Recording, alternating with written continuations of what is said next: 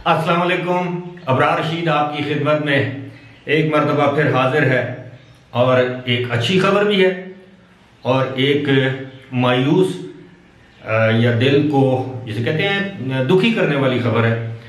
और आपको याद होगा कि गुज़श्ता हफ्ते मैंने एक दो वीडियोज़ ऐसी बनाई थी जिसमें मैंने जिक्र किया था कि किस तरह बाज़ पाकिस्तानी यूएई में या मुख्तलिफ ममालिक में अपने मुल्क के लिए फ़ख्र का बायस बन जाते हैं और ऐसे लोगों की इज़्ज़त एहतराम हम लोगों पर लाजिम है। ऐसे लोगों की तारीफ़ करनी चाहिए जो ख़ास तौर पर बैरून मुल्क कोई ऐसा कारनामा सर अंजाम देते हैं, कोई ऐसा काम ऐसा अमल करते हैं जिससे यकीनन हमारा सर फ़ख्र से बुलंद हो जाता है। चाहे वो किसी भी मैदान में हो, कोई टैक्सी ड्राइवर हो, कोई रेस्टोरेंट का मालिक हो, किसी भी शोबे में जब कोई अच्छा अमल जिसकी वहाँ की हुकूमतें तारीफ करें तो यकीनन दिल खुश होता है। लेकिन साथ ही साथ मैं अक्सर आपसे ये भी जिक्र करता रहता हूँ कि जब कोई पाकिस्तानी बैरून मुल्क ख़ास तौर पर गल्फ कंट्रीज़ में, यूएई में या जहाँ भी कोई बुरा अमल करता है, कोई ऐसा अमल करता है जिसकी वजह से वो अपने लिए ही नहीं बल्कि पाकिस्तान के लिए बदनामी का बायस बनता है, तो यकीनन हम लोगों के सर जो हैं वो शर्म से झुक जाते हैं। कम से कम मुझे तो बड़ी शर्मिंदगी का एहसास होता है। और इस तरह की चंद गंदी मछलियों की वजह से पूरा तालाब गंदा हो जाता है। इस तरह की एक या चंद काली भेड़ों की वजह से मुल्क की बदनामी होती है। पहले तो मैं आपको ये बता दूं कि गुज़श्ता रोज़ ही एक पाकिस्तानी साहब हैं जिन्होंने मुझे ईमेल की, आप ये स्क्रीन पर देख रहे होंगे, उनको 1 लाख दरम उनकी टैक्सी से मिला और उन्होंने अब जो मालिक था उस रकम का उसको वो रकम लौटा दी और उसके बाद उनको रिवार्ड के तौर पर एक अप्रिसिएशन सर्टिफिकेट जारी किया गया, यानी तारीफी सनद उनको दी गई। उनकी तशहीर हुई, अखबारात में उनका नाम आया और वहाँ के मीडिया में, लोकल मीडिया में उनका नाम आया। आफ्ताब अहमद नामी ये हमारे भाई हैं।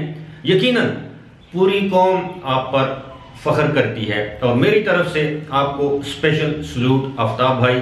अल्लाह आपको खुश रखे, अल्लाह आपको नेक अमाल की तौफीक देता रहे और अल्लाह दीगर पाकिस्तानियों को आपके नक्शे कदम पर चलने की तौफीक अता फरमाए, आमीन। अब आते हैं पाकिस्तान की बदनामी का बायस बनने वाले लोगों की तरफ। इसी तरह की एक खबर आज मेरी नज़र से गुजरी है और एक पाकिस्तानी, जब मीडिया में जिक्र किया जाता है कि एक पाकिस्तानी टैक्सी ड्राइवर जिसको आरटीए ने मुलाजमत से फारिग कर दिया था, यकीनन उसने कोई ऐसी हरकत की होगी जिस वजह से उसको मुलाजमत से फारिग किया गया, यानी वो टैक्सी ड्राइवर था, उसको नौकरी से निकाल दिया गया आरटीए की तरफ से। उसको एक और पाकिस्तानी ने अपनी टैक्सी उधार या मुस्तार दे दी कि वो अपना फारिग वक्त में इस टैक्सी को चला ले।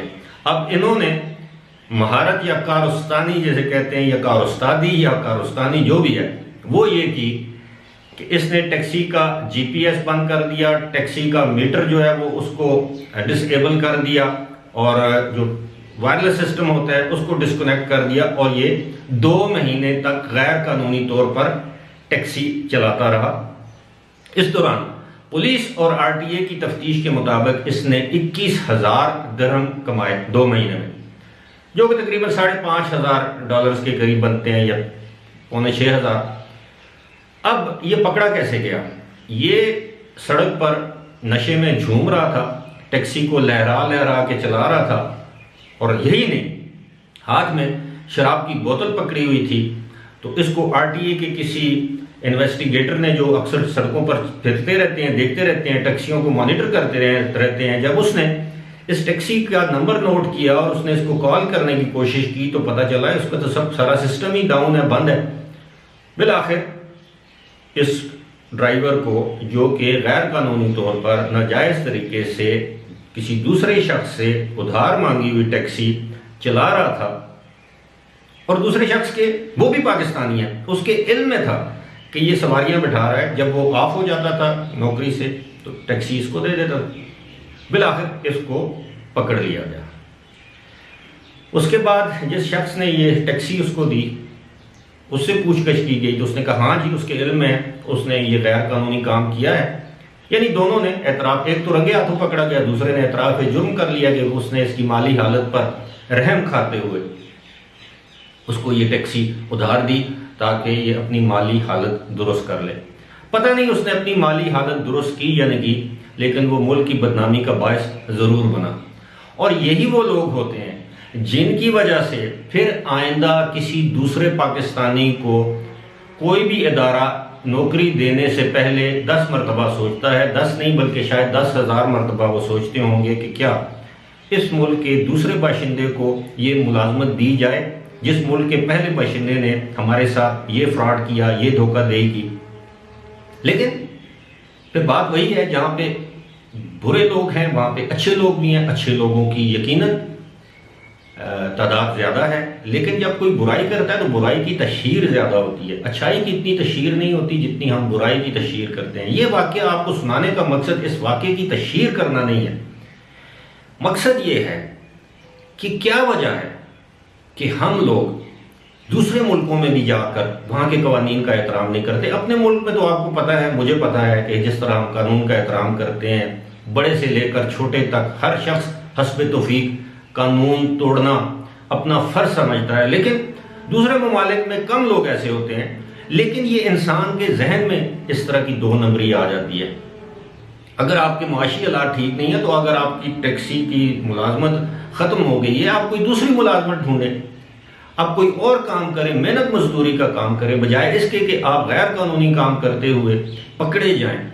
फिर हम लोग ये रोना रोते हैं कि पाकिस्तानियों के वर्क वीज़े बंद कर दिए गए हैं, पाकिस्तानियों को अब टैक्सी ड्राइवर कोई नहीं रखता, पाकिस्तानियों को अपने घर में माली या ड्राइवर कोई नहीं रखता, खानसामा को नहीं रखता। छोटी छोटी मुलाजमतें। इवन मैंने देखा है कि पाकिस्तानी जो कि साहिब हैसियत हैं, साहिब इस्तात हैं, वो लोग यूएई में किसी पाकिस्तानी को मुलाजम रखने से पहले 10 मरतबा सोचते हैं या नहीं रखते या घबराते हैं कि कहीं ये बेईमान ना हो, ये चोर ना हो। किसी खातून मुलाजमा को घर में रखते हुए वो कतराते हैं कि ये हमारी रुसवाई या बदनामी का बायस ना बन जाए। मैं ये नहीं कहता कि सब ऐसे हैं, लेकिन इस तरह की हरकतों के बाद अब आप देखिए, अब देखें आज पूरा वहाँ के जो कौमी अखबारात हैं, बड़े बड़े अखबारात, वो इस खबर सब अखबारात में ये खबर आई हुई है। अब इस खबर से जाहिर है फ़ायदा किसको हुआ? किसी को नहीं। नुकसान किसको हुआ?